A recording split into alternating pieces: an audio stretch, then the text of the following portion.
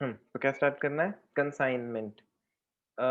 ये चैप्टर देखो थोड़ा-सा अलग लग सकता है, क्योंकि इसमें जर्नल एंट्रीज़ थोड़ी-सी अलग आएँगी। पहले तो ये समझ लेते हैं कि कंसाइनमेंट होता क्या है? किस चीज़ को बोलते हैं कंसाइनमेंट?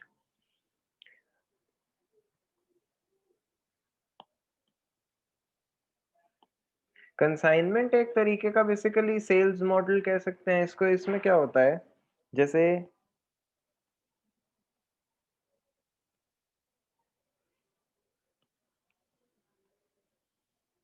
ये संयम है।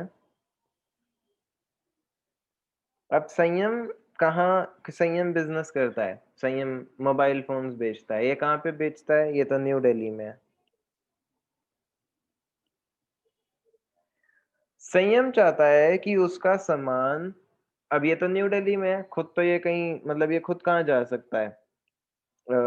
अगर इसको किसी दूसरे स्टेट में बेचना है तो इसके लिए थोड़ी-सी प्रॉब्लम आएगी। क्यों प्रॉब्लम आएगी? Because he lives in New Delhi और इसकी तो शॉप भी न्यू दिल्ली में है।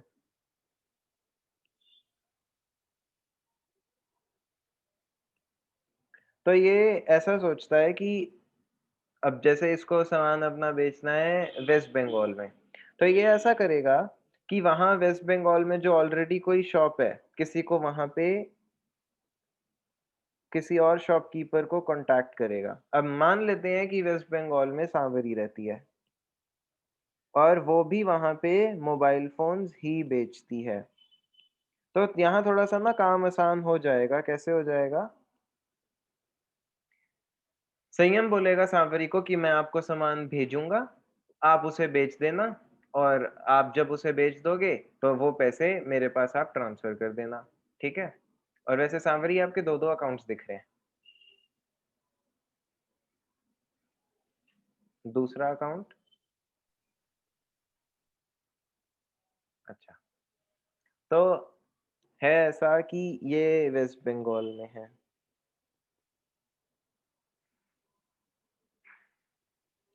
तो संयम अपने गुड्स भेजता है सांवरी को। क्या इसे सेल माना जाएगा? नहीं मान सकते। क्यों? क्योंकि अभी सेल हुई थोड़ी है, उसने गुड्स भेजे सांवरी को। अ, अपने गुड्स दिए, लेट्स से गुड्स की वैल्यू थी 50,000 रुपीज़ की।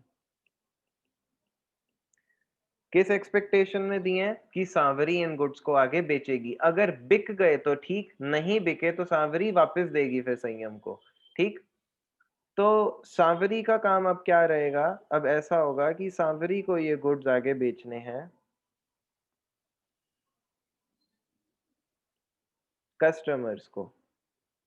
अब ये ज़रूरी तो नहीं है कि कस्टमर्स खरीदेंगे ही खरीदेंगे, ऐसा ज़रूरी थोड़ी ना कह सकते हैं। बिक गया तो ठीक है, नहीं बिका तो वापस हो जाएगा, और क्या कर सकते हैं।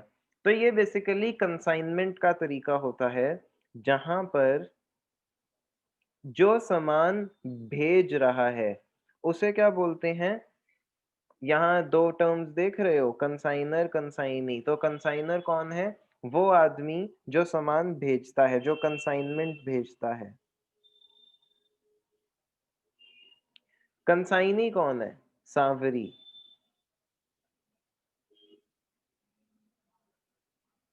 क्योंकि सांवरी ने सामान बेचना है और उसमें अ, वो सामान बेच कर के जो पैसे आएँगे, वो संयम को आगे दे देगी। अब ऑब्वियसली सांवरी ये काम फ्री में थोड़ी ना करेगी, इसके लिए वो कुछ कमीशन या कुछ तो लेगी, वो जो भी उसका चार्जेज़ होंगे वो दे देगा संयम। अब इससे फ़ायदा क्या होता है? फ़ायदा ऐसा क्यों करना है? ऐसा इसलिए करना है क्योंकि संयम तो न्यू दिल्ली में रहता है। अब वो एक शॉप खोले वेस्ट बंगाल में, वहाँ पे शॉप खोल कर के अपनी सेल्स करे, ये तो बहुत ही मुश्किल और बड़ा ही लंबा रास्ता है। छोटा रास्ता ये है कि जो एक एक्जिस्टिंग शॉपकीपर वेस्ट बंगाल में है, उससे बात करो, उसे बोलो कि मैं आपको ये सामान देता हूँ, मेरे बिहाफ़ पे आप बेचो, जो भी पैसे आएँगे, वो पैसे आप मेरे को दे देना और इस काम की जो भी कमीशन या प्रॉफिट, वो व्हाटएवर जो भी इक्वेशन हमें बोलेगा, वो हम कंसाइनी को दे देंगे। दोनों का फ़ायदा है, ठीक है? अब कस्टमर्स, और अगर इन केस सामान नहीं बिकता तो कोई प्रॉब्लम थोड़ी है। अगर सामान नहीं बिक रहा तो आप सामान वापस कर देना संयम को, बात खत्म। अब होगा ऐसा कि हमारे जो कस्टमर्स हैं, सपोज़िटली सामान बिक गया। तो सामान बिक गया, तो इस पॉइंट पे कस्टमर्स पैसे किसको देंगे? सांवरी को। क्योंकि उन्होंने तो सांवरी की शॉप से लिया है, वो कोई सीधा संयम को थोड़ी ना भेजने वाले हैं। फिर सांवरी क्या करेगी? सांवरी ये पैसे भेज देगी संयम को।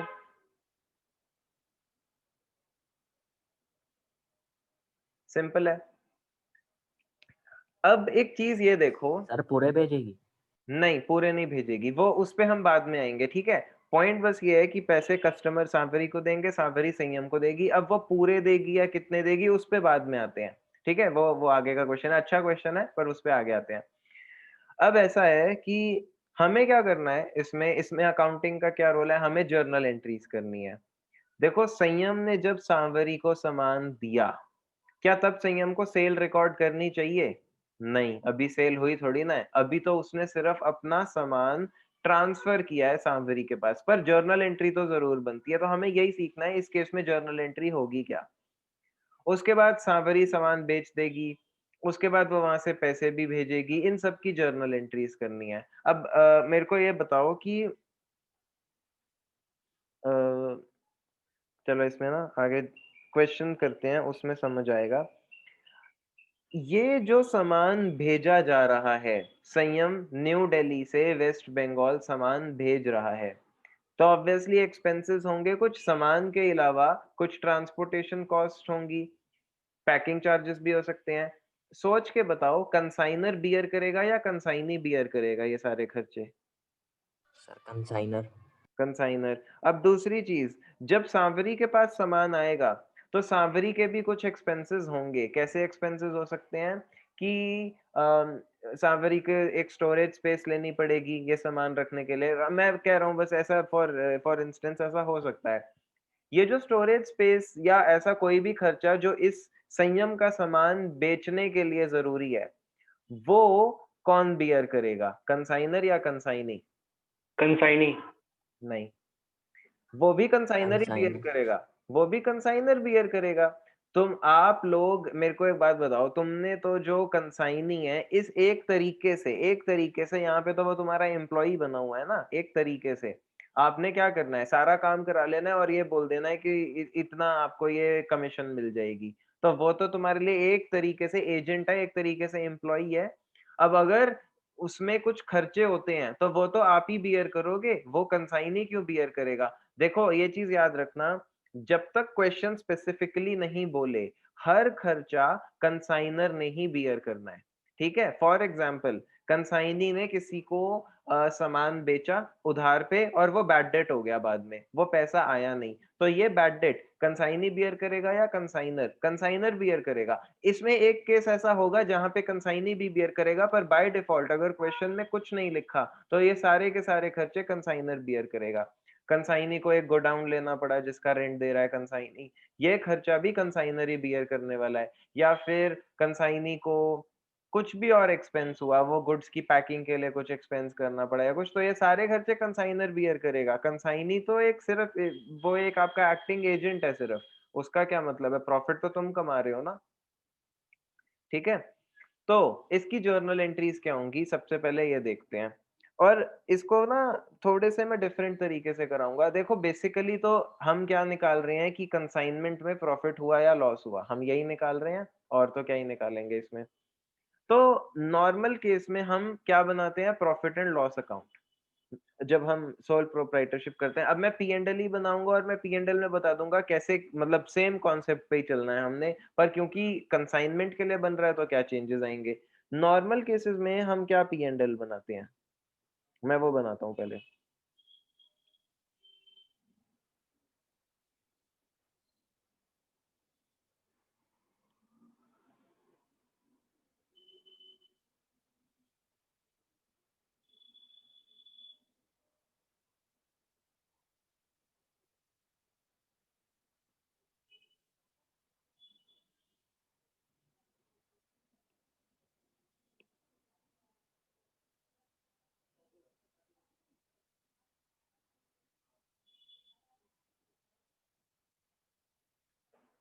अब मैं P and L and trading ना मिक्स करके बना रहा हूँ इस टाइम पे, ठीक है? मैं अलग अलग बाइफरकेशन नहीं कर रहा कि ऊपर ट्रेडिंग और नीचे पी एंड एल, मैं मिक्स करके बना रहा हूँ। तो हम कुछ ऐसा करते हैं कि थोड़ा-सा स्पेस दे के लिखता हूँ मैं हर चीज़ ताकि बाद में हम उसे एडिट कर पाएँ। ये होता है हमारा प्रॉफिट एंड लॉस अकाउंट। इसमें हम क्या-क्या लिखते हैं? ये particulars, debit, credit, rupees, particulars. इसमें हम क्या करते हैं? यहाँ पे टू ओपनिंग स्टॉक,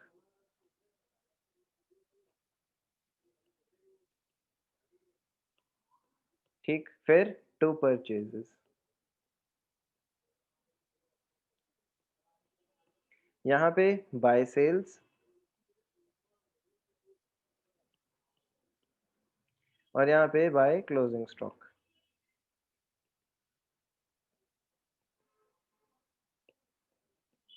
और यहीं पर टू डायरेक्ट एक्सपेंसेस भी होता है, जितने डायरेक्ट एक्सपेंसेस हैं वो भी आते हैं। और वेजेस। टू इन मैं बाइफरकेट नहीं कर रहा, सारे खर्चे आते हैं बेसिकली। To indirect expenses. और मैं ट्रेडिंग और पी एंड एल को भी मैंने कोई अभी अलग अलग बाइफरकेशन नहीं की, मैं एक में ही कर रहा हूँ, इसलिए मैंने लिख दिए सब। ठीक है, बस यही होता है। इसके बाद हमारा प्रॉफिट या लॉस आ जाता है। अब मैं एक बार ना इसकी लाइंस ठीक कर दूं पहले।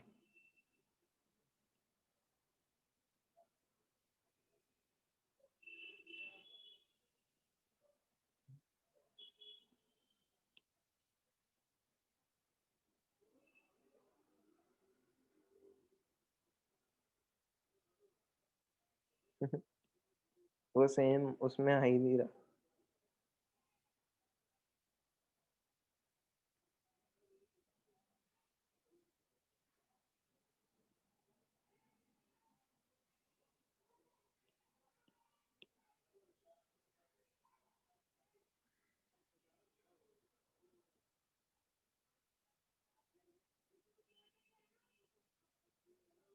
अब देखो चेंजेस क्या होंगे।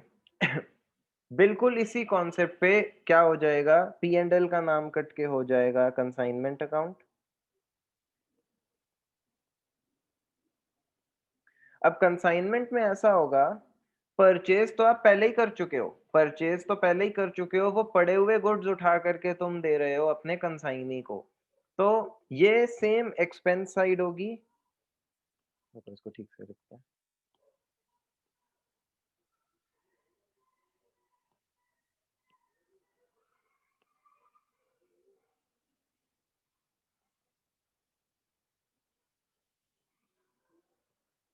ये यहाँ सारे एक्सपेंसेस लिखेंगे हम, और यहाँ पर इनकम। जो गुड्स आप अपने कंसाइनी को भेज रहे हो, आपके लिए खर्चा है ना, वो आपने गुड्स खरीदे हुए थे और वो गुड्स अब आप अपने कंसाइनी को भेज रहे हो, तो परचेज की जगह ना यहाँ पे आएगा क्या, to goods sent on consignment.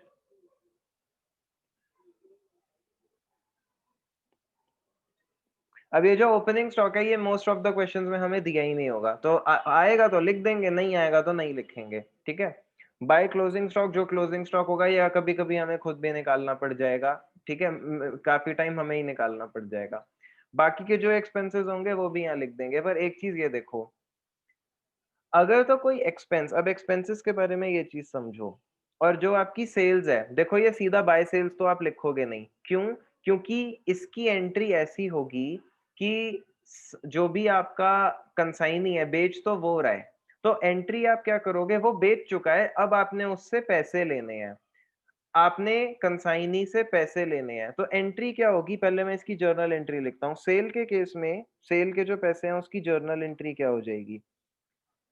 अब एक चीज ये याद रखना, सबसे पहले कंसाइनमेंट अकाउंट बन रहा है ना, जब भी कोई एक्सपेंस होगा तो हम एक्सपेंस डेबिट नहीं करेंगे, हम कंसाइनमेंट डेबिट करेंगे। और जब भी कोई इनकम होगी तो इनकम को क्रेडिट किया जाता है, हम इनकम को नाम से क्रेडिट नहीं करेंगे, हम सीधा कंसाइनमेंट को क्रेडिट कर देंगे। ठीक है, क्योंकि अकाउंट ही कंसाइनमेंट अकाउंट है। सेल्स के जो पैसे होंगे उसमें आप क्या जर्नल एंट्री यहाँ पे करने वाले हो, consignee account debited. Consignee's account debited, ऐसा क्यों कर रहे हो? कंसाइनी को डेबिट क्यों कर रहे हो? क्या कोई समझा सकता है मेरे को?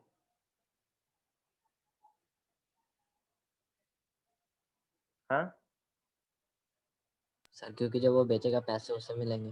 हाँ, और अब उसने हमें देने हैं, उसने हमें देने हैं, तो वो हमारे लिए क्या बन गया? सॉर्ट ऑफ डेटर, तो एसेट हो गया वो। कंसाइनी बेच चुका है, अब वो अपने पास उसके टाइम उसने पैसे रखे हुए हैं, पर वो आने तो हमारे पास हैं, तो हम क्या करेंगे? कंसाइनीज अकाउंट डेबिटेड, हम एक तरीके से एसेट क्रिएट कर रहे हैं कि ये हमें पैसे देगा।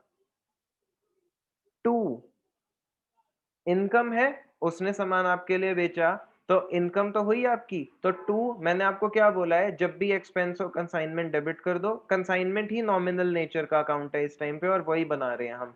सारे एक्सपेंसेस में नॉमिनल का रूल क्या होता है? डेबिट ऑल एक्सपेंसेस और credit all incomes and gains. तो कंसाइनमेंट नॉमिनल नेचर है, अगर एक्सपेंस हो रहा है तो कंसाइनमेंट डेबिट हो जाएगा, इनकम हो रही है कंसाइनमेंट क्रेडिट हो जाएगा। तो टू कंसाइनमेंट अकाउंट।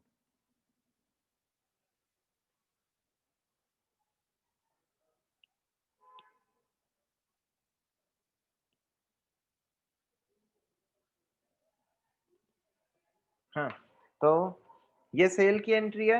अब ये सेल की एंट्री जब आप कंसाइनमेंट अकाउंट में पोस्ट करने वाले हो तो क्या हो जाएगी? बाय सेल्स की जगह क्या हो जाएगा? Bye consignee.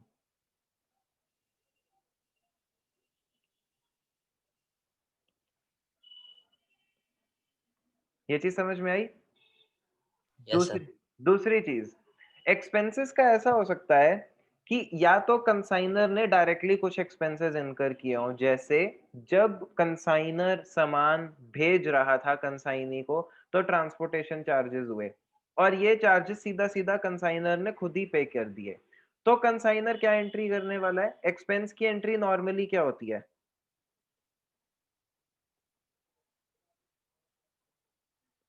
अभी अभी हम कंसाइनमेंट नहीं कर रहे, अगर मैं आपको बोलूं फ्रेट की, कार्टेज की क्या एंट्री होती है, क्या करते?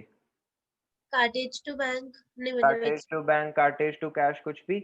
जब आप कंसाइनमेंट कर रहे हो ना, तो आपने एक्सपेंस को नाम से रिकॉर्ड नहीं करना, आप सीधा, मैंने क्या बोला है? एक्सपेंस की जगह क्या कर दो? Consignment account.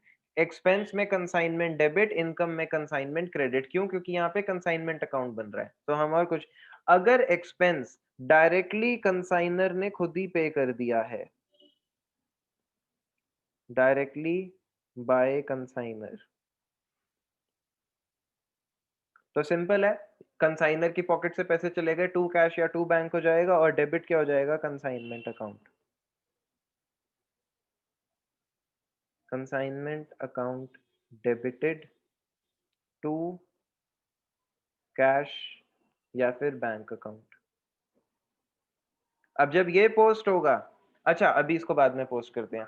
एक्सपेंस एक और कैटेगरी हो सकती है कि कंसाइनर ने डायरेक्टली पे नहीं किया, कंसाइनी ने पे किया है, और अब कंसाइनर ने कंसाइनी को देना है, तो एक्सपेंस पेड बाय कंसाइनी।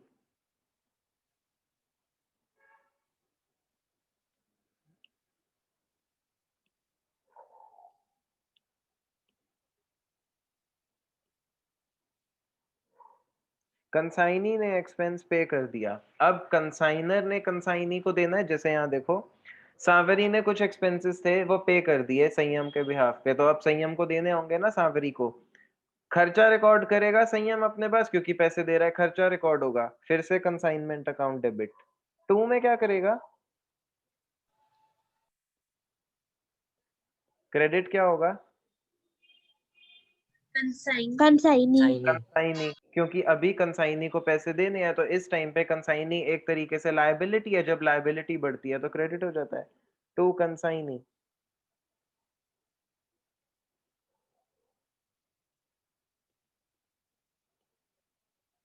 ठीक है, तो एक्सपेंसेस के केस में एंट्री क्या होगी यहाँ पे? अगर एक्सपेंसेस सीधा पे कर दिए हैं कंसाइनर ने, तो वो करेगा टू बैंक अकाउंट। अगर कंसाइनी ने पे कर दिया और अब कंसाइनर ने कंसाइनी को देना है, तो वो करेगा टू कंसाइनीज अकाउंट। ठीक है, ये भी हो गया। तो यहाँ डिफरेंस समझ गए, क्लोजिंग स्टॉक लिख देंगे, ओपनिंग स्टॉक।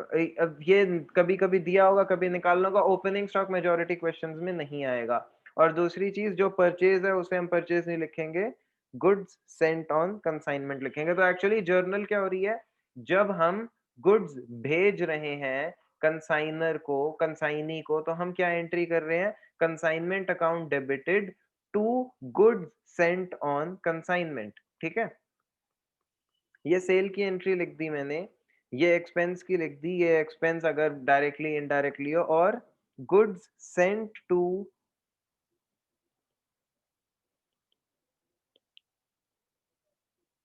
कंसाइनी, हमने कंसाइनी को गुड्स भेजे, तो एंट्री क्या करेंगे, कंसाइनमेंट अकाउंट डेबिट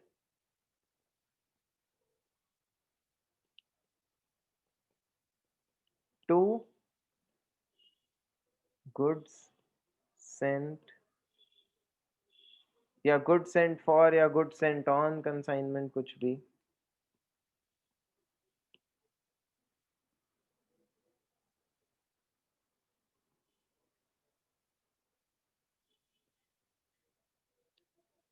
ठीक है, तो ये अभी मेजर, अभी ये 4 एंट्रीज पे फोकस करो, बाकी अपने आप धीरे धीरे हो जाएंगे, उसमें कोई प्रॉब्लम नहीं है। ठीक, अभी कोई क्वेश्चन करते हैं, उस क्वेश्चन में जैसे जैसे चीजें आएंगी वैसे वैसे करते हैं। एक ही क्वेश्चन करेंगे आज, उस एक में ही हमें काफी कुछ समझ आ जाएगा। अभी यहाँ तक किसी को कुछ डाउट है? No sir. और नो सर। इसमें लास्ट में हमें प्रॉफिट पता चल जाएगा, अगर यहाँ पे आएगा तो प्रॉफिट है, अगर इस साइड बच जाए, वो तो हमें पता ही है, बहुत ऑब्वियस सी बात है।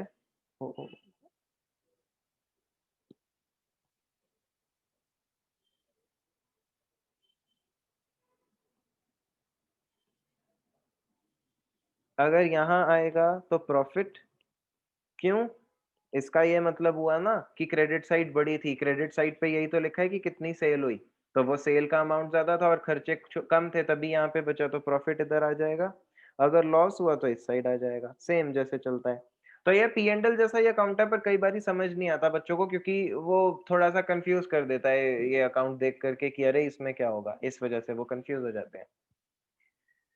ठीक है, और मेजॉरिटी ऑफ द टाइम्स आप ये याद रखोगे कि ओपनिंग स्टॉक आपको मिलेगा ही नहीं, मिलेगा तो डाल देंगे, मैक्सिमम टाइम्स मिलेगा ही नहीं आपको।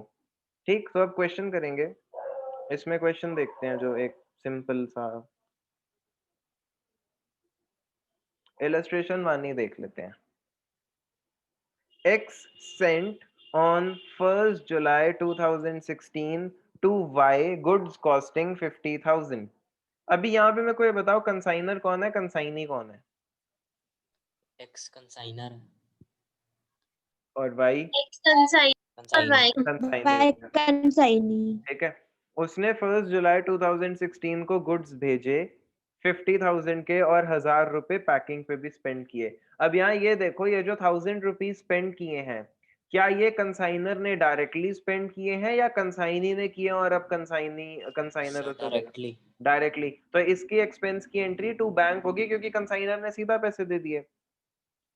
On 3rd July 2016, Y received the goods, उसको 3 दिन के बाद मिल गए, and sent his acceptance to X for 30,000 payable at 3 months। ठीक है, ये अभी इस लाइन का हमें मतलब नहीं समझ आएगा, ये बाद में। ठीक है, Y spent 2,000 rupees on freight and cartage।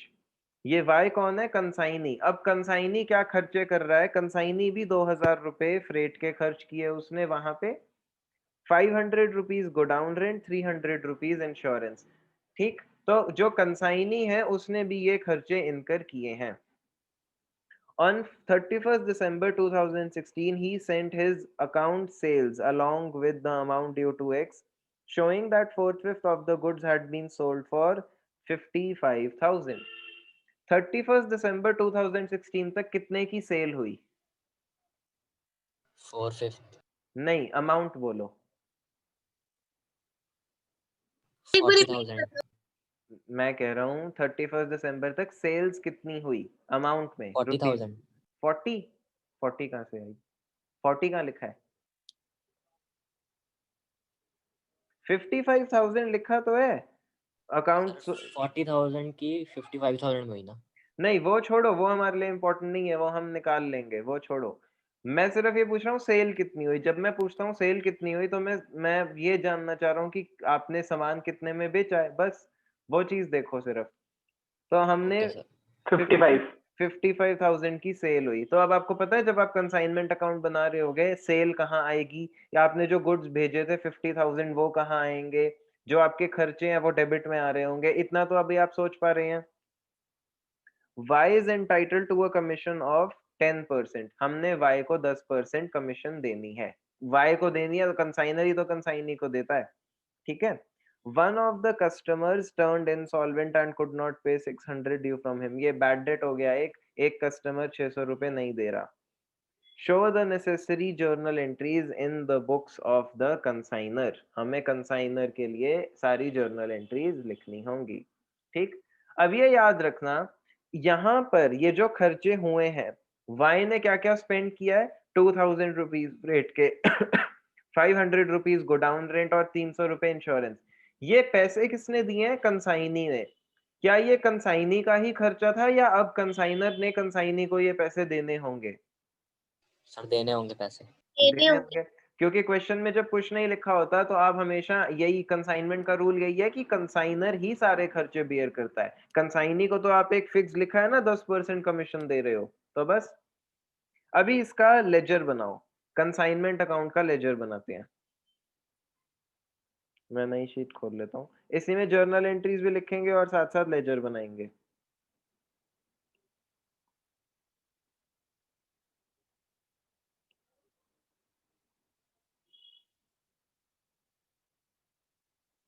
और डेट का कॉलम डालना है हमने, क्योंकि डेट दी हुई है।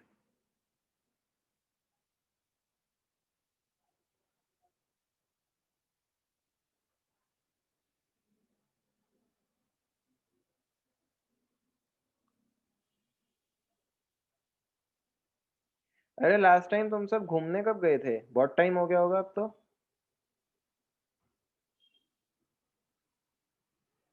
है ना? पिछले साल दिसंबर में ही। पिछले साल दिसंबर। कहाँ गए थे आप, किसी हिल स्टेशन? नहीं, कहाँ से? फिर कहाँ? रिलेटिव के घर। किधर? रिलेटिव के घर गए थे सर। रिलेटिव्स के घर गए थे? ये तो बिल्कुल पता नहीं क्या बोलूं मैं। और बाकी लोग आखिरी वैसे बार? आखिरी घूमने 10th में गया था। अच्छा, और बाकी के सब लास्ट टाइम कब घूमने गए हो, कोविड से पहले ही? सर मैं तो पिछली दिवाली पे मंसूरी। मसूरी? मंसूरी कोई दूसरी जगह है हाँ क्या? मसूरी मसूरी। मेरे को लगा कोई नई जगह है मंसूरी। No sir. और बाकी संयम तो घूमता ही रहता है। सर 2 साल से ऊपर हो गया मेरा। अच्छा अब देखो, इसको सिर्फ कंसाइनमेंट अकाउंट नहीं लिखेंगे। ये कंसाइनमेंट हमने किसको दिया है, वाई को। तो ये देखो कंसाइनमेंट टू वाई अकाउंट, जो इन्होंने भी बनाया होगा, कंसाइनमेंट टू वाई, ठीक है। जिसको भेज रहे हैं लेजर का नाम हो जाएगा कंसाइनमेंट टू जो भी कंसाइनी है वो। तो यहाँ पे वाई है तो वाई लिख देते हैं। कंसाइनमेंट, मैं भी इसको थोड़ा सा शिफ्ट कर देता हूँ फिर।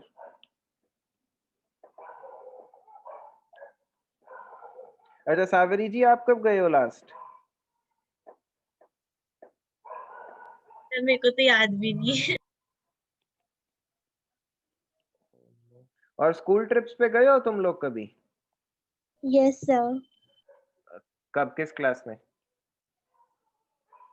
11th में मनाली। और आप कहाँ गए? रिया तुम कब गए हो और कहाँ गए हो? साबरी कौन सी क्लास में गए थे, मुझे तो याद भी नहीं आ रहा। बता। गए होंगे भाई, याद नहीं। तो अगर अगर इन केस हम अगले साल ट्रिप पे गए तो तुम वहां कैसे चले जाओगे? वहां पे भी तो पेरेंट्स नहीं जाने देंगे। मनाना पड़ेगा बस। Oh no। यही तो सबसे मुश्किल काम है ये कर लिया तो फिर तो सब कुछ ही कर लिया। यही तो नहीं हो पाता। अच्छा चलो देखो, सबसे पहली चीज क्या है, X sent on 1st July to ये गुड्स टू वाई कॉस्टिंग 50,000। आपने गुड्स देने की एंट्री लिखी थी, क्या एंट्री थी वो? Consignee to consignment. नहीं नहीं नहीं नहीं। Consignment to good sent on consignment. हाँ जी, यहाँ जर्नल भी लिखते हैं साथ साथ। देखो, गुड्स जब आप भेजते हो, गुड्स सेंट, आप जब गुड्स खरीदते हो वो एक खर्चा है, और जब तुम वही खरीदे हुए गुड्स दे रहे हो आगे, तो वो भी तो एक तरीके से अभी तुम्हारे लिए एक्सपेंस ही हो रहा है ना। तो तुम क्या करते हो गुड्स सेंट टू कंसाइनी के केस में? Consignment account debited. अब यहाँ पे कंसाइनमेंट टू वाई है तो मैं भी वही लिख दूंगा, consignment to Y account debited to good sent on consignment.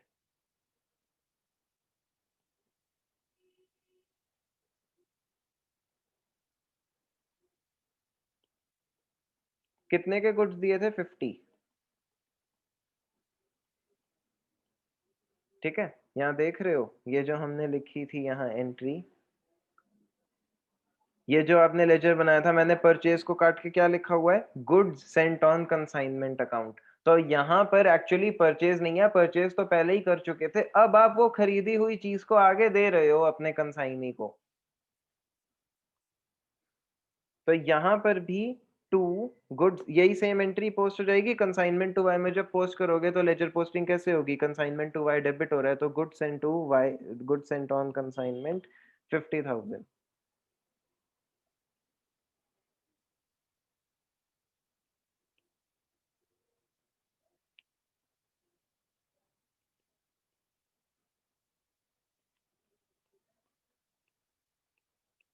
Date क्या डालेंगे हम?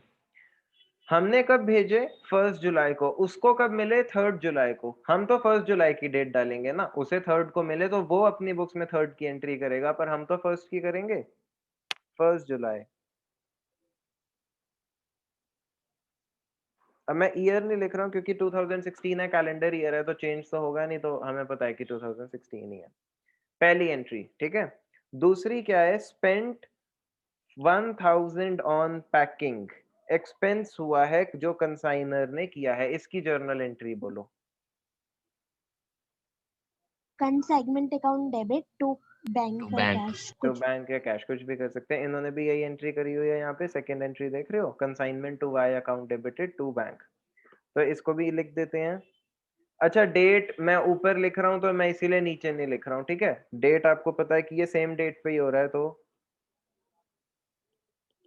Consignment to Y account debited to bank account.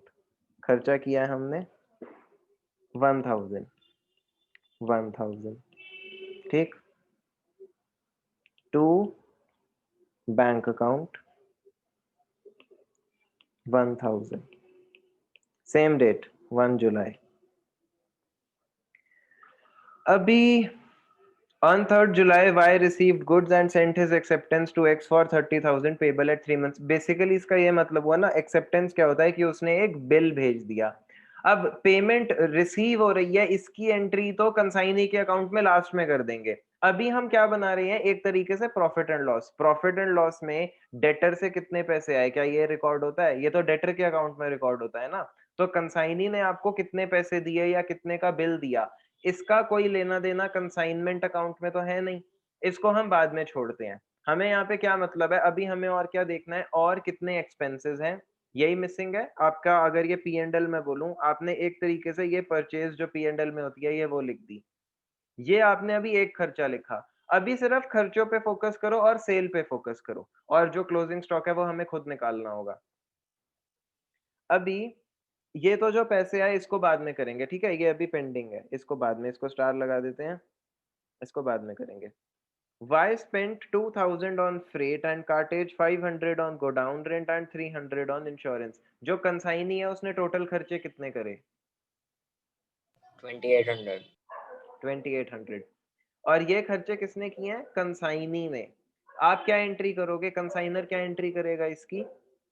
Consignment debit to consignee. हाँ ठीक है, आप अपने पास एक्सपेंस रिकॉर्ड करोगे क्योंकि एक्चुअली है तो आपका एक्सपेंस, और लेकिन पैसे दे चुका है कंसाइनी, तो तुमने अब कंसाइनी को पैसे देने हैं। डाउट हो तो पूछ लेना।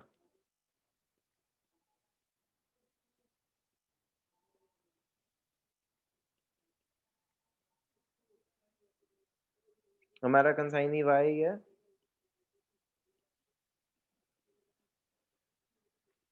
टोटल क्या था? 2500 और 300, 2800। इस एंट्री में लॉजिक समझ लो। खर्चा तो आपका है, कर दिया है कंसाइनी ने, तो तुम खर्चा तो अपने पास रिकॉर्ड करोगे ही। आपने खर्चा रिकॉर्ड किया और अब पैसे आपने कंसाइनी को देने हैं क्योंकि आपके बिहाफ पे कंसाइनी दे चुका है। तो जब लायबिलिटी बढ़ गई ना, क्योंकि अब पैसे देने हैं तो लायबिलिटी बढ़ती है, तो क्रेडिट कर देते हैं। ठीक है, इसको पोस्ट करेंगे तो क्या हो जाएगा? To Y's account 2800। इसकी डेट देखो, यहाँ पे कोई डेट नहीं लिखी, तो जब कोई डेट नहीं, उन्होंने मतलब ये बोला कि उसने खर्चा किया, तो हम लास्ट डेट पे कर देंगे। ये देख रहे हो, ये लास्ट डेट की एंट्री है, हम इसको लास्ट डेट पे कर देंगे क्योंकि उसने पूरे साल ये किया है ना खर्चा, तो हम भी इसको लास्ट डेट पे ले जाएंगे, 31 दिसंबर। ठीक है, नेक्स्ट पे आते हैं।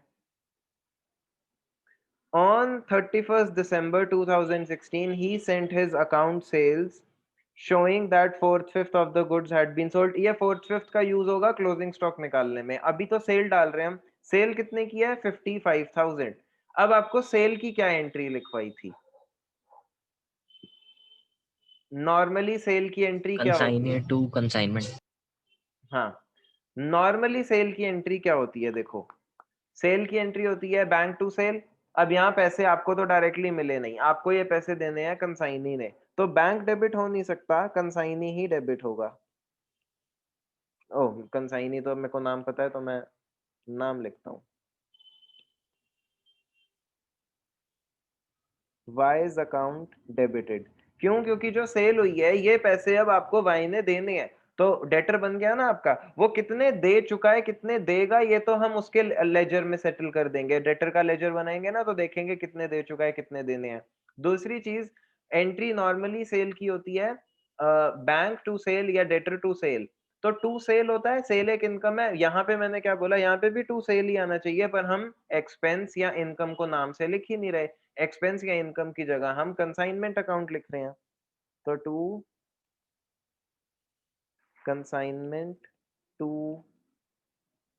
Wise account 55,000।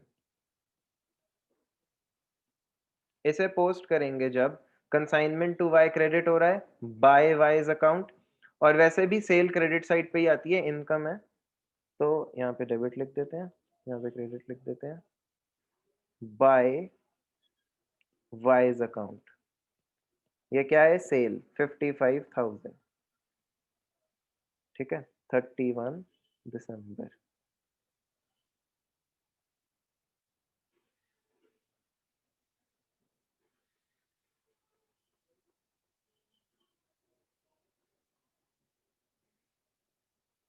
अब अरे नीचे आया मैं सोचू ये क्या है। Y is entitled to a commission of 10%। Y 10% commission का उसको एंटाइटलमेंट है। अब ये किसका 10%? यहाँ तो कुछ लिखा ही नहीं, किस चीज का 10% दूं मैं इसको? प्रॉफिट का? सर 50,000। 50,000? 50,000 क्या चीज है?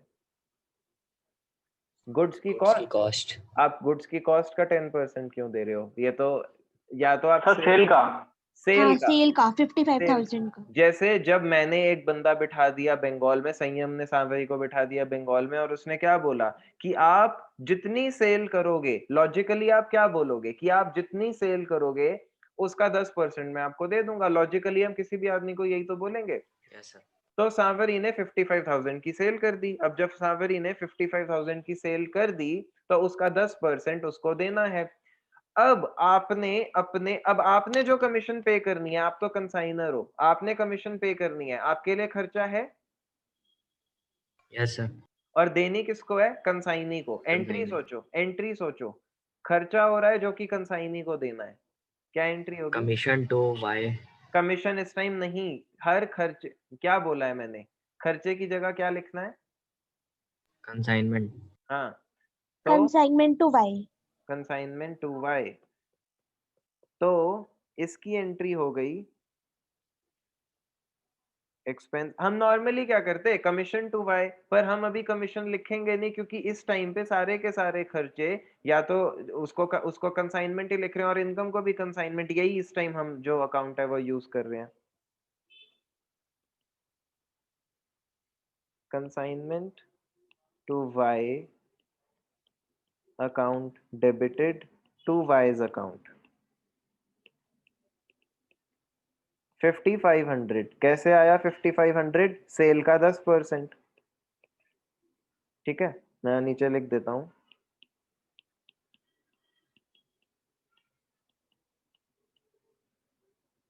इसको पोस्ट करो, आपके लिए एक्सपेंसेस पोस्ट करोगे तो भी वैसे भी यही आएगा, टू वाइज अकाउंट 5500। देखो, अगर तुम अपनी कंसाइनमेंट से प्रॉफिट निकालने की कोशिश कर रहे हो, क्या तुम सिर्फ ये बोलोगे कि 55 के गुड्स 50 में बेच दिए तो मेरे को 5000 का प्रॉफिट हो गया? अगर इस प्रोसेस में तुम्हें कंसाइनी को कुछ कमीशन देनी पड़ी, वो भी तो खर्चा है ना, उसको भी तो गिनोगे ही ना, तभी तो प्रॉफिट या लॉस ठीक आएगा। और एक और चीज, one of the customers turned insolvent and could not pay 600 due from him। एक कस्टमर जो इंसॉल्वेंट हो गया, वो अब आपको 600 रुपए नहीं दे सकता। पहली बात तो उसने ये 600 रुपए आपको देने नहीं थे डायरेक्टली, उसने किसको देने थे? कंसाइनी को। कंसाइन। और कंसाइनी ने किसको देने थे? आपको। ठीक है, आपके लिए एक्सपेंस हुआ क्योंकि आपको मिल नहीं रहे, और जो कंसाइनी था उसकी लायबिलिटी तुम्हारे तरफ कम हो गई, तो बेसिकली आपने कंसाइनी को डेटर बनाया हुआ है कि उसने पैसे देने हैं। अब 600 रुपए से डेटर कम हो गया ना, क्योंकि कंसाइनी पैसे दे ही नहीं पाएगा, कंसाइनी को खुद नहीं मिले। बात समझ में आई आप सबको? तो एंट्री क्या होगी? खर्चा हुआ, बैड डेट हुआ। हम बैड डेट को डेबिट करते हैं, यहाँ पे नाम से तो लिखना नहीं खर्चे को, यहाँ पे कंसाइनमेंट को डेबिट कर देंगे। Consignment to Y account debited. ठीक, क्रेडिट क्या करेंगे? ये पैसे जो जो बैड डेट हुआ है 600 का, ये आपको देने किसने थे? कंसाइनी ने। तो कंसाइनी आपका पहले से ही डेटर बना हुआ था, जब सेल हुई थी आपने डेटर बना लिया था ना, यहाँ पे आपने डेटर बना दिया था ना उसे, कि तूने हमें 55,000 देने हैं। अब 600 तो वो नहीं दे सकता क्योंकि उसे खुद ही नहीं मिल रहे हैं, तो वो डेटर भी तो कम हो जाएगा। जब डेटर कम होता है तो डेबिट होता है या क्रेडिट होता है? क्रेडिट। क्योंकि एसेट है, एसेट कम हुआ तो क्रेडिट। To Y's account 600। ठीक है, बैड डेट के लिए एंट्री। क्या ये चीज सबको समझ में आई? Yes yes sir. सर। तो अब इसको जब हम पोस्ट करेंगे तो क्या हो जाएगा? 2y600।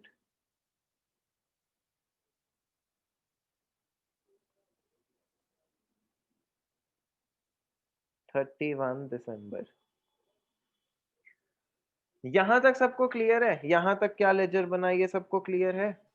Yes sir. Yes sir. अब देखो नेक्स्ट क्या है।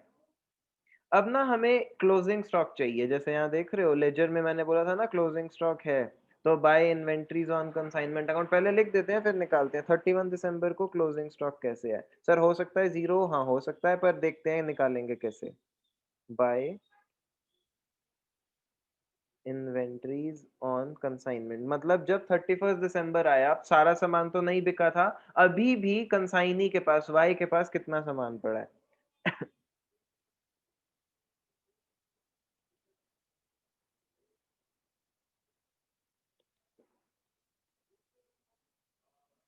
अब देखो, आपके कितने के गुड्स बिक गए थे? यहाँ एक लाइन है जो बता रही है ये चीज। On 31st December 2016, he sent his account, he कौन? कंसाइनी। Why? उसने लिख दिया कि कितनी सेल्स है, कितना अमाउंट ड्यू है, showing that 4/5 of the goods had been sold. आपने कितने के गुड्स भेजे थे उसे?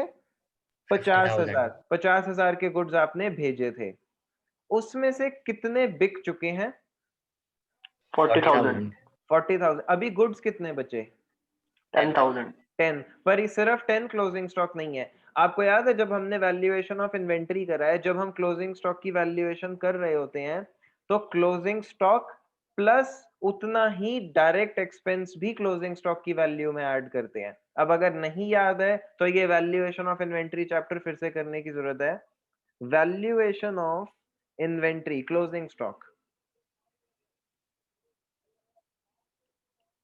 वैल्यूएशन ऑफ क्लोजिंग स्टॉक में क्या होता है?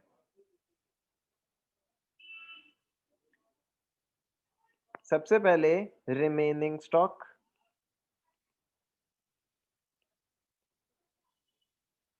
रिमेनिंग स्टॉक कैसे, यहाँ पे कैसे स्टॉक निकलेगा? आपने भेजा था 50,000 का स्टॉक, उसमें से 4/5 बिक गया। 4/5 बिक गया तो बचा कितना? बचा 1/5, तो 10,000 का स्टॉक बचा है।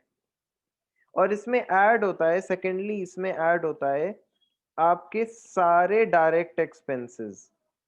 पर डायरेक्ट एक्सपेंसेस भी उतने ही प्रोपोर्शन में। अगर स्टॉक 1/5 बचा है तो डायरेक्ट एक्सपेंसेस भी जो 1/5 थे वही।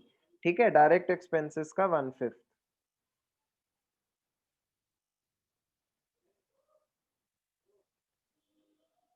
मेरे को ऐसा लग रहा है कि इस टाइम पे आपको ये बात याद नहीं होगी, क्योंकि इन्वेंट्री वैल्यूएशन तो सर बहुत पहले किया था। एक बार रिवाइज करने की जरूरत है। एक बार रिवाइज करेंगे तो ये चीज याद आ जाएगी।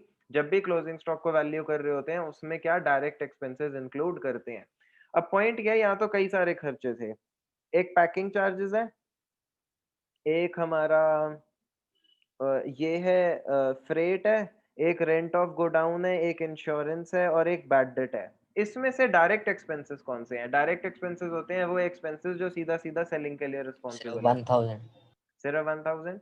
जो ये फ्रेट है ये नहीं है? No sir. हाँ, फ्रेट भी है डायरेक्ट है। सर। फ्रेट भी तो डायरेक्ट है। ठीक है। कैसे? अम, ऐसे कि अगर ये फ्रेट नहीं इनकर किया होता वाई ने, तो उस तक तो गुड्स पहुंचे ही नहीं होते। तो उस तक गुड्स पहुंचे ही नहीं होते तो वो बेचता कैसे? तो ये सेलिंग, ये आपकी मतलब एक तरीके से देखो, कैरेज इनवर्ड को हम डायरेक्ट में लिखते हैं और आउटवर्ड को हम इसमें लिखते हैं ना। देखो इस पॉइंट पर जब हम कंसाइनमेंट की बात कर रहे हैं ये कैरेज इनवर्ड ही तो है, क्योंकि यही तो आपके जो भी जहां तक कंसाइनमेंट हो रहा है वहां तक पहुंचाने में हेल्प कर रहा है आपको। समझ में आया? तो यस सर। इस टाइम पे तो ये कैरेज इनवर्ट ही है एक तरीके से, ये पहुंच ही तो रहे हैं अभी आपके स्टोर तक। तो आपके डायरेक्ट एक्सपेंसेस हो गए 1000 और 2000। ये गोडाउन का रेंट, इंश्योरेंस, बैड डेट ये तो हमेशा से ही इनडायरेक्ट है, ये तो डायरेक्ट है नहीं। तो हमारे टोटल डायरेक्ट एक्सपेंसेस क्या हुए? 3000। 3000 का 1/5 कितना हो जाता है? 600 रुपीज। तो आपके क्लोजिंग स्टॉक की क्या वैल्यूएशन हो गई? 10,600। ठीक है, 10,600 रुपए क्लोजिंग स्टॉक।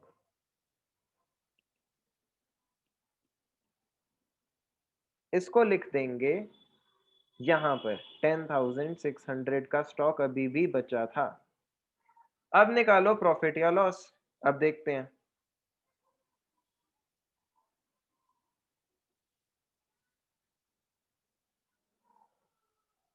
फोर्टी फाइव 600, 45,600 नहीं, यहाँ का टोटल क्या होगा?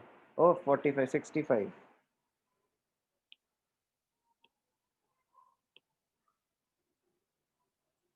51 इसका सम करना और मेरे को बताओ क्या प्रॉफिट आ रहा है या लॉस, वॉट एवर। मेरे को लगता है प्रॉफिट ही होगा क्योंकि ये साइड छोटी है।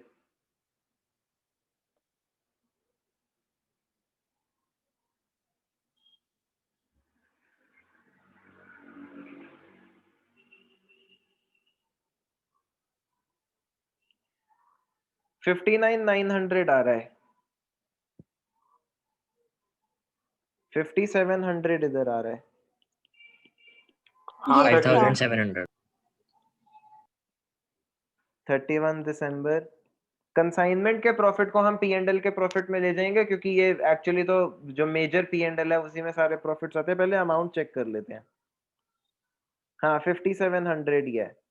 To P and L account, मतलब हम इतने इसको ट्रांसफर कर दिया तो टू पी एंड एल लिखा हुआ है। 5700 हमारा आंसर ठीक आया है। To P and L account. हम इस प्रॉफिट को, कंसाइनमेंट वाले प्रॉफिट को पी एंड एल में ले गए, या आप लिख सकते हो to profit on consignment transfer to P and L, कैसे भी। ठीक है, ये हो गया हमसे। अब एक चीज और बना लेते हैं, वाई का अकाउंट बना लेते हैं। क्यों? चेक तो करें कि कितने पैसे देने हैं उसने अभी हमें, या हमने उसको देने हैं। क्योंकि उसने हमें 55,000 जब गुड्स बेचे वो देने थे, फिर बीच में कुछ उसने एक्सपेंसेस किए हैं जिसके पैसे हमने उसे वापस करने हैं। तो एक बार चेक कर लेते हैं ओवरऑल कि एंड रिजल्ट क्या है। उसने हमें एक बिल भी भेज दिया था, तो अभी क्या करेंगे, जो कंसाइनी है उसका अकाउंट बनाते हैं। यहां से तो कंसाइनमेंट पे प्रॉफिट या लॉस निकल आया, पर अब कंसाइनी से कितने पैसे आने हैं या उसको देने हैं वो भी तो बना ले एक बार। आपको यहां से ये बात समझ आ रही है? ये अकाउंट देख के क्या आप मेरे को बता सकते हो कि कंसाइनी से अभी कितने पैसे आने हैं या उसको हमने देने हैं?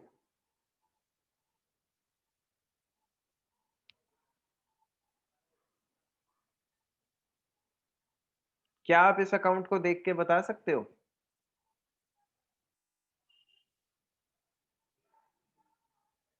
हाँ या हाँ ना? सर। बता सकते हो कितने पैसे आने हैं कंसाइनी से?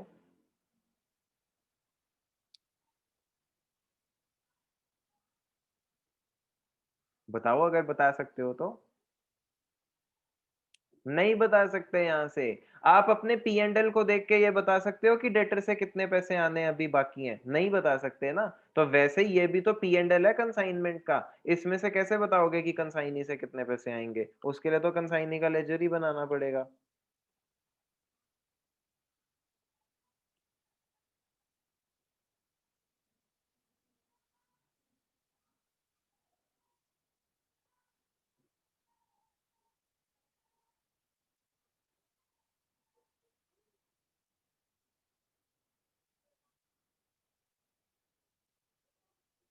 डेट, यहाँ पे भी डेट, पर्टिकुलर्स और amount.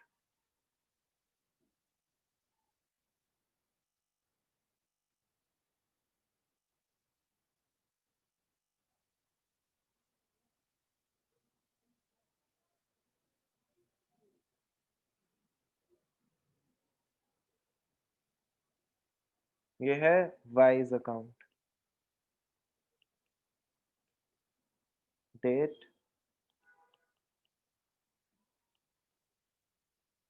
Particulars, amount, date, particulars, amount. ठीक। स्टार्टिंग कहां से करें सर? देखो सिर्फ अपनी जर्नल में या ऊपर से देखो किस किस एंट्री में वाई आया। देखो सबसे पहले तो ये एंट्री देखो, या सबसे पहले हम सेल की एंट्री डाल देते हैं। चलो, इस एंट्री में जब वाई ने बताया कि मैंने 55,000 का सामान बेच दिया है, तो कंसाइनर ने बोला ना लाओ पैसे दो, कंसाइनर ने उसे अपना डेटर बनाया, तो अभी हम कंसाइनर की बुक्स में ही वाई बना रहे हैं। तो इस एंट्री को पोस्ट करोगे। वैसे भी ये डेटर है एक तरीके से तुम्हारा, एक तरीके से जब ये बढ़ेगा तो डेबिट में, जब कम होगा तो क्रेडिट में, यही तो होगा। तो इस एंट्री को जब हम पोस्ट करेंगे, इस एंट्री को पोस्ट करेंगे 55,000, तो यहाँ लिखेंगे 55,000 टू, तुम समझ गए ना, क्योंकि y डेबिट हो रहा है तो टू कंसाइनमेंट टू y करके यहाँ पोस्ट होगा।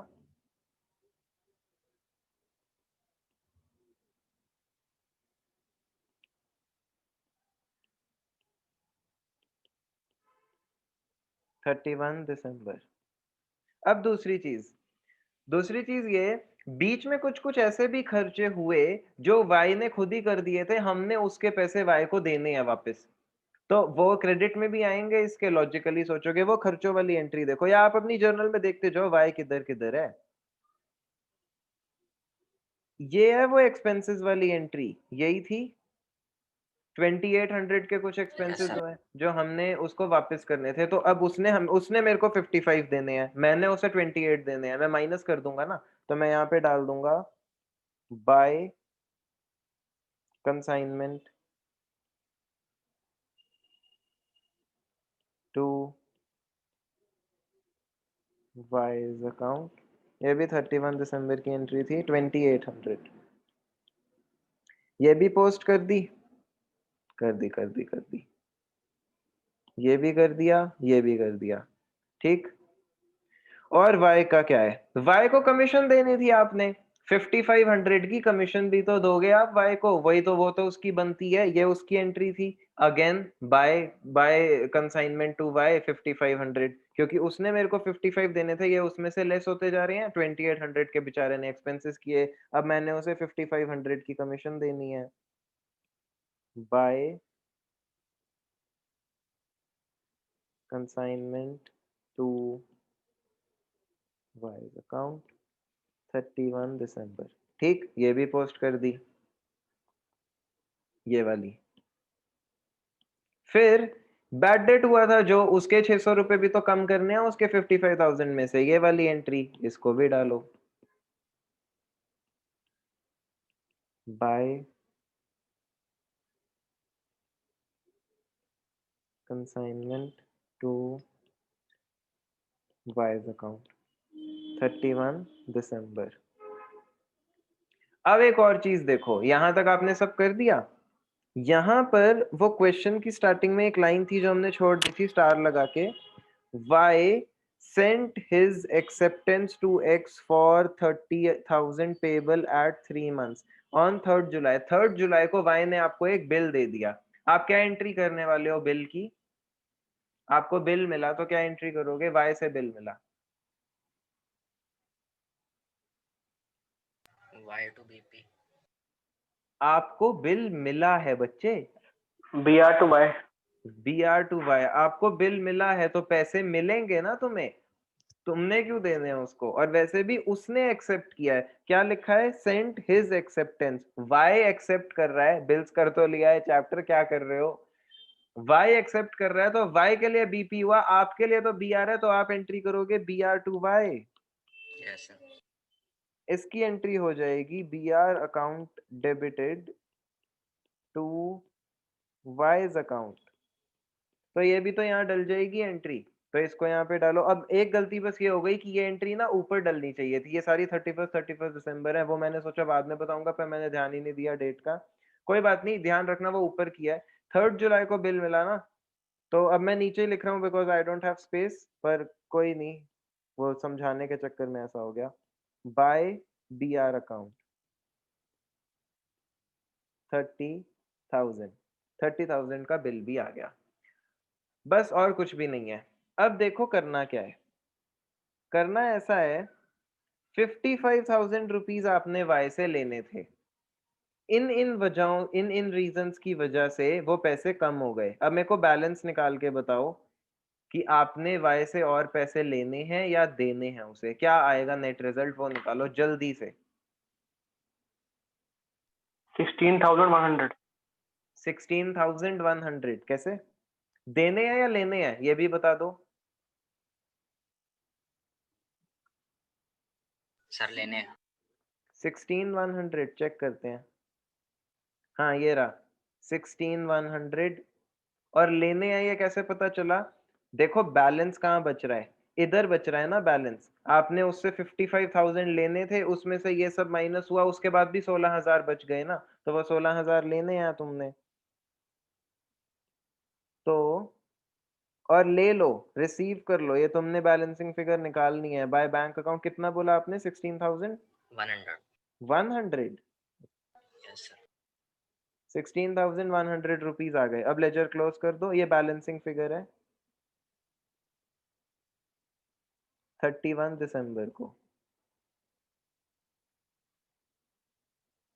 55,000।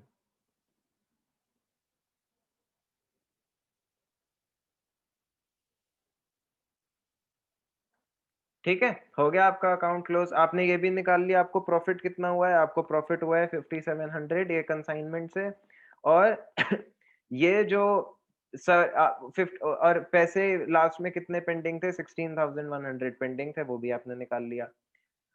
अब आपने आज क्या करना है? अच्छा पहले ये बताओ, कोई डाउट है? डाउट है तो वो पूछ लो। No sir. किसी को भी कोई डाउट नो है? सर। नो अच्छी सर। बात है। तो फिर सेकेंडली अब आज का काम क्या है? बस यही क्वेश्चन, इसे ध्यान से समझो, ये थोड़ा-सा अलग है, आपने रियलाइज़ कर ही लिया है। दोबारा से इस क्वेश्चन को करो, अभी इसमें आगे कुछ और चीज़ें भी आएँगी, ठीक है? तो वो जब चीज़ें आएँगी तो वो देखते हैं। अभी आज की क्लास इतनी थी, पर इसे रिवाइज़ करना ज़रूरी है और कोई भी डाउट हो तो ये बता देना, ठीक है? और मोस्ट प्रोबेबली मैं इस वीडियो को यूट्यूब पे डालूँगा आज, तो वहाँ से बाद में आप देख भी सकते हैं। पर इसको लाइक कर देना और सब्सक्राइब भी कर लेना अगर नहीं किया है तो, ठीक है? चलो बाय बाय, टाटा। अब नेक्स्ट क्लास में मिलेंगे। Bye bye sir. Bye bye. Sir. Sir